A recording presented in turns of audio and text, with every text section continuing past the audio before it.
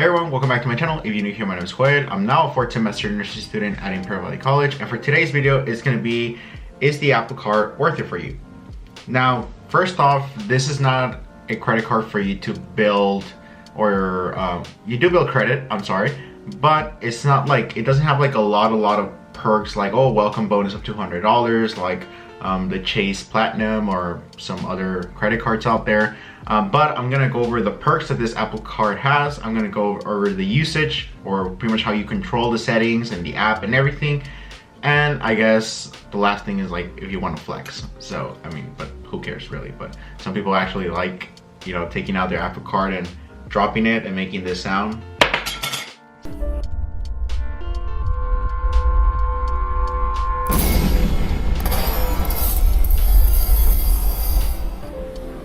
Oops. So yeah, first off, we're gonna go with the perks. The first perk is that it has no annual fees. So there's a lot of credit cards that they do have probably like $20, $100 annual fee. So this one is right off the bat, no annual fee ever. So that's really good, especially for people who are trying to build up their credit. The second thing is the cashback that it has. So it's a 3% cashback whenever you buy from their design or their specific stores like Nike, anything from Apple, Panera, and then like some other places that I really don't know. But then when you use it with Apple Pay, you know, whenever you use your phone, it's gonna give you 2% cashback. And if you use it physically, it gives you 1% cashback. So that's the only downside. Like whenever you try to pay for it, like, you know, physically, it's gonna give you 1% less of cashback. So only 1%, which is kind of bad. I don't know why they couldn't just be like 2% Apple Pay or 2% physically. But the only good thing about the cashbacks is that you don't have to wait the whole month or a couple of weeks to get your cashback. Like once the transaction is approved, the cashback comes to you. So even though it can be like a couple of cents or something, but whenever you buy something expensive, you can have already like, I don't know, $15 or $10 cashback or whatever thing you did with the Apple Pay. Now the second thing is going to be the 0% interest regarding any Apple product. So whenever you're thinking of buying like the new MacBook or the new iPad, you know, because you want to use it for school, or maybe an iMac in order for you to have it like as a desktop. But you know, it's really expensive because let's be honest, like every Apple product is really expensive. You know, like if you want to pay for it like cash front, you're probably gonna take a while to like build all the money and everything, because you know, $1,500 or $900 out of one payment, like it means a lot. However, if you do have the Apple Card, you're able to get it with 0% interest, like at all, like no interest whatsoever. The only downside about it is like iPhones, they have a 24-month I guess like period that you can pay, but when it comes to iPads, MacBooks, or anything else, it's 12 months. Even like the Apple Pod or something like that, that's kind of like, it looks like an Alexa. So yeah, like the iPhone is the only exception that is 24 months like for payments, which obviously means like the payments are going to be smaller in 24 months. And the good thing again is, I said there's no interest whatsoever. So that is really why I mainly got the Apple Card, because I knew I wanted to get a MacBook in order to edit my videos, because my Mac Mini was already like too full. And then yeah, so that's why I got it pretty much. And then I got my uncle an iPhone, which I'm paying for it. So like, you know, since it's iPhone, I only pay like what, like $19 a month, I believe, with all the Apple Care and everything. So like, I don't mind. Like, I don't feel it really in my wallet, you know, the deduction, you know, it's only $19 per month.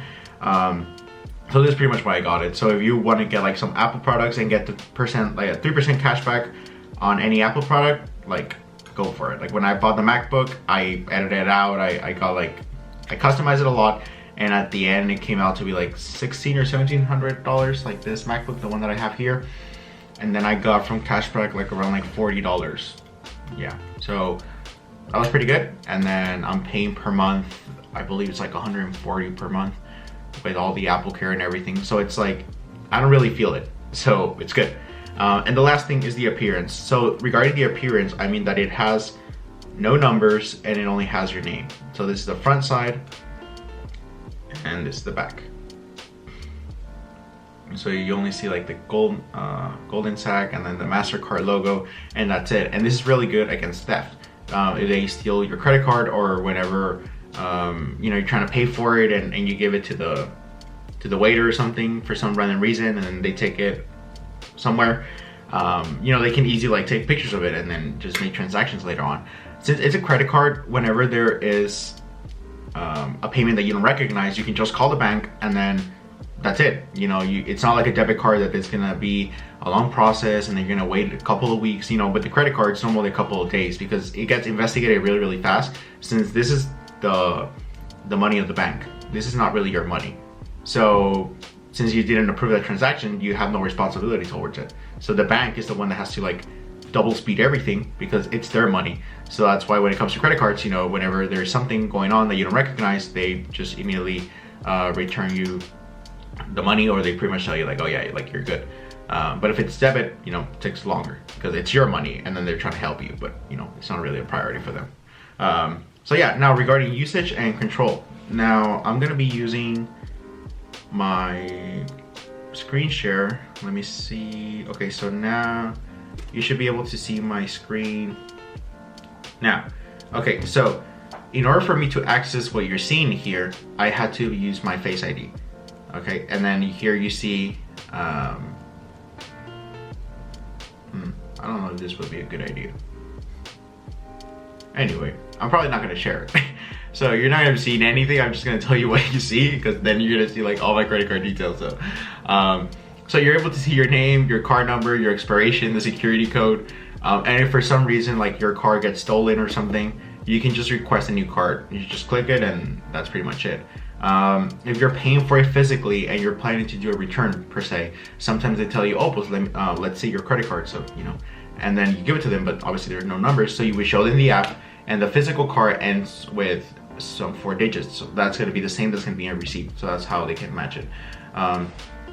So yeah, like this is pretty much how you get access to your information, and your security code changes throughout time, just in case for some random reason, like they do have your details, but like the security code will be changing periodically. I don't know for how long. I don't know if it's like an hour or 5 minutes that gets changed, but I know at least like day to day, like my code changes, my security code. So that's it for that. And then there's gonna be another side right next to it on that app, you know, after right next to the, I guess the card settings, you're gonna see that you can add people into your card. So per se, let's just say that you're our mom or dad, or you want to get this card for them and you want to use it to build credit. So they're kind of like, it's their name, but you're using it. They can add you here in order for you to also use it, and then you can also build credit as long as they're like in your network or your family thing on Apple. So they need to have Apple too, and then you invite them like a special link from the invitation. They accept it. Now they're able to use this card and also going to be building credit. Now also there is, if you are owning like any Apple products, there's going to be a section called monthly installments, and then there you're able to click it and then see how much you've been paying for your Apple device, whatever you got, and then how much you have remaining, and you can even pay early if you want. So yeah, and then it's also going to tell you like the next time that the transaction will be done. So for me, it's like towards the end of the month. So last month it was like, oh, February 28th, we're going to be charging this amount, this amount, and this amount. And it's like, good. And you don't have to do anything. You don't have to accept it or do anything towards it. So you're not going to forget. So it's just going to be doing it automatically, and it's just going to be built pretty much into your credit card, like here. Now, regarding the credit card, the cool thing about this, I am going to screen share this, so I don't mind. Now you're gonna see it now. So regarding the cool thing about the control is that whenever your due date is gonna come, you can pretty much move this, and when the time comes, it's gonna tell you, okay, well, you can pay, let's say, $80 or $85, but we're gonna charge you, you're gonna have like a fee of $5, and you can keep on moving like the little circle, and then it's gonna tell you, okay, so if you pay $220, you're only gonna pay $1. So then you go to pretty much the area that is not going to charge you anything, and it tells you like, oh, you paid $355, there's no interest, just pay that, and then you're good for the month. So that is a really good way for you to control and for you to see like how much you need to pay, instead of just seeing like a blunt statement of just like letters and numbers and that's it. So I feel like this is a really good thing for them to have. And I already paid my balance from February, and the next one, as you see, it's until April 30. So it's like on some random days I'm just like, oh, I'm gonna put like $100, $150, because I use this card pretty much for everything. Because if I use my debit card, I don't get any rewards, I don't get anything at all. And with this, I at least get like 3%, 2%, 1%, but at least it's something, you know, than nothing at all. And I'm also billing credit, so it's like, it's insane. So yeah, now I'm just gonna stop sharing.